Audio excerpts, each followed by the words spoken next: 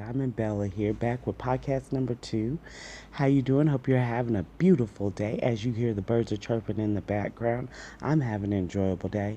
The past pandemic is almost over. Things are opening up, and I cannot wait. Can't wait to get out and spread my wings. I've been cooped up for 3 months during this pandemic, and it has drove me crazy. Crazier than what I am. So what I want to know, hit me up in the comments or shoot me an email. I'll leave it at the end of this video. What do you plan on doing when everything gets back open again? What are some things that you miss doing that you weren't able to do?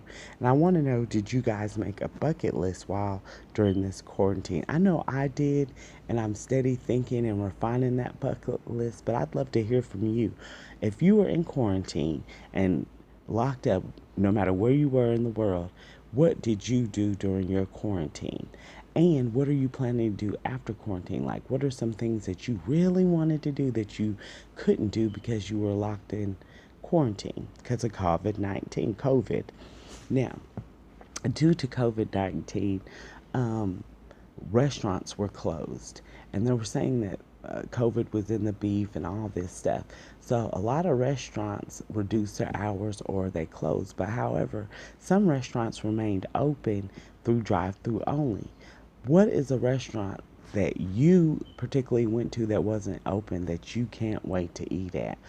If there is any, leave me a comment below or shoot me an email and I'll share it with others. What is some of the food that you miss eating while you were in quarantine? Me, I kind of got tired of eating because it seemed like that's all there was to do. I got tired of watching TV. You know, things began to be monotonous, repetitive, and boring. So, how did you keep yourself entertained during this quarantine? And now that it's over, what do you plan to do? I'd love to know and hear from you.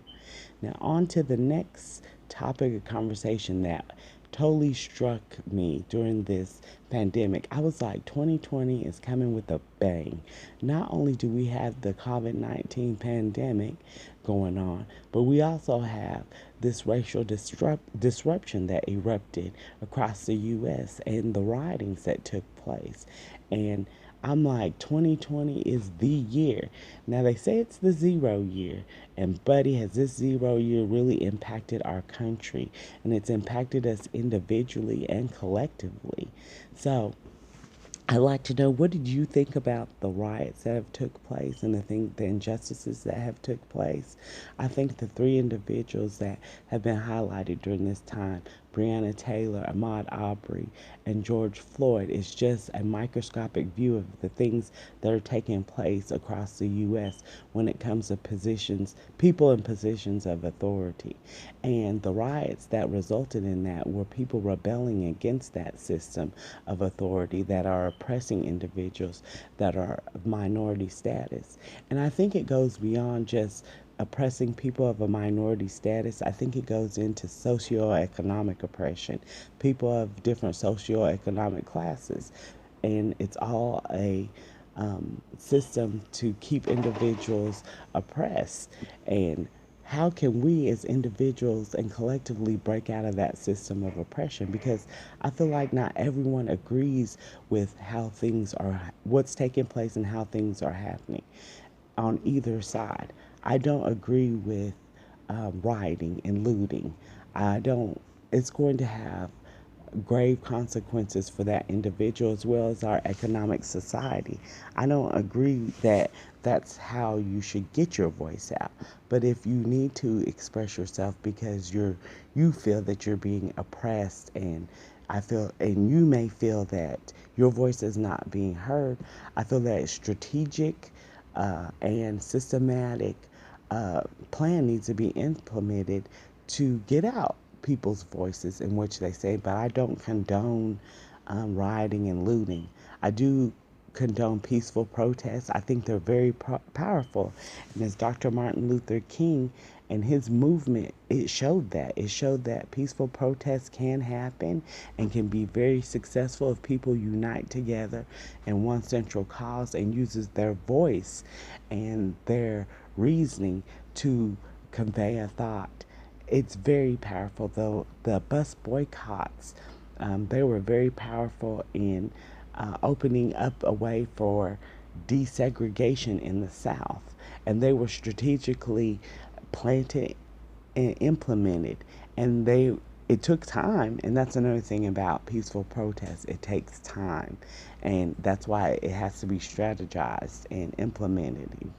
um, but on the flip side of that, rioting, what benefit does rioting have?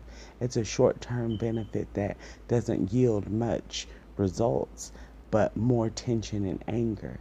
And if we're to get past this tension and anger that's happening in society, then we must address the core issues at hand, and that's the abuse of power and authority.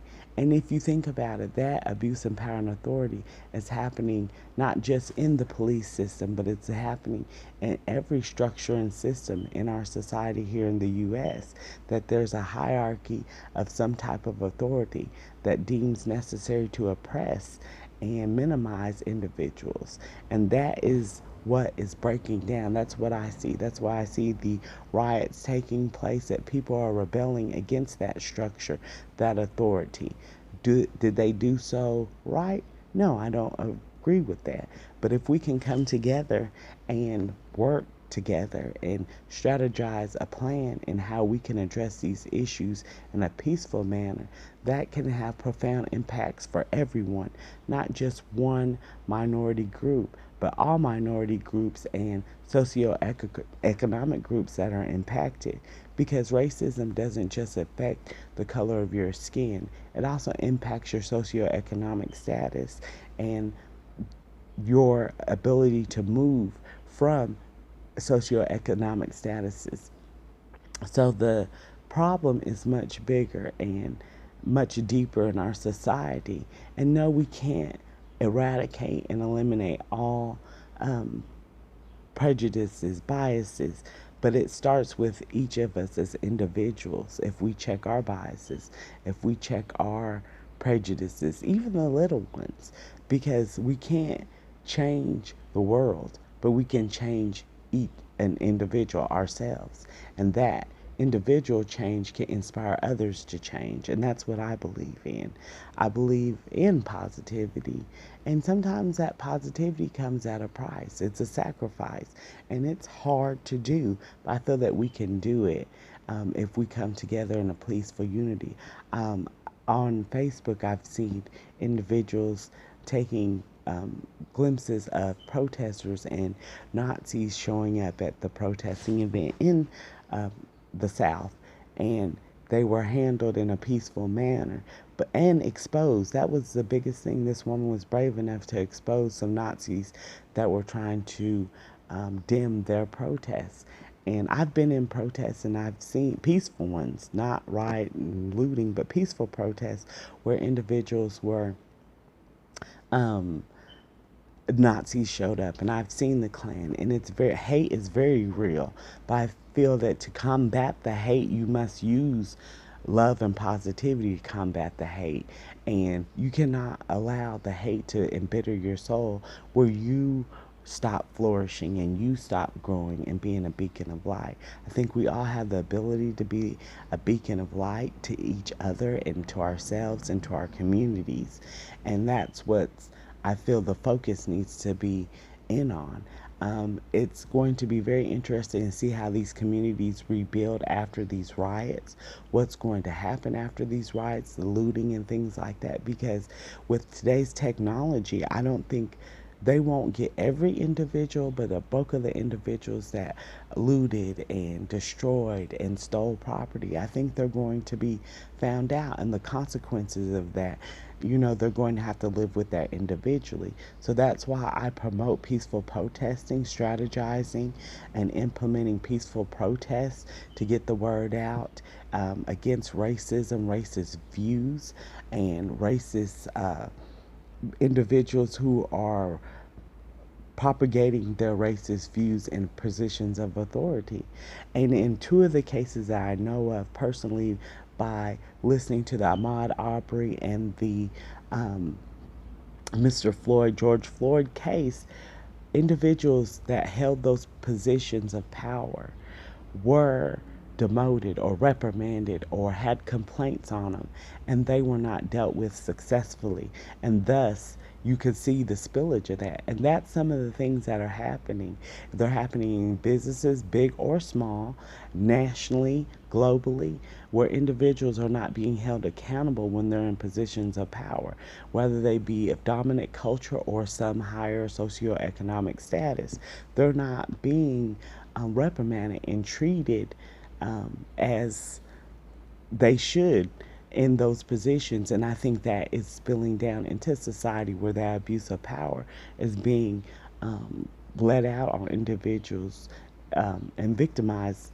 It's allowing individuals to become victimized. And I think if we start treating individuals equally, um, meaning if we begin to reprimand them equally when they're in positions, then you will not have the spillage over of individuals in power in a society, victimizing people.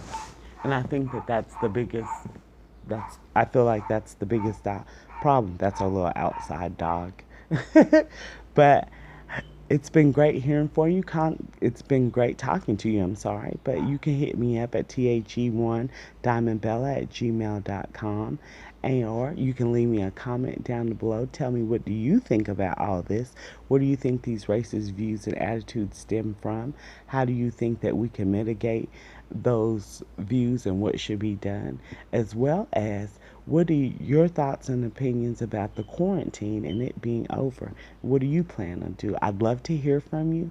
Hit that like button, hit that subscribe button, and leave me a comment down below. Until we meet again on podcast 3, you have a blessed day.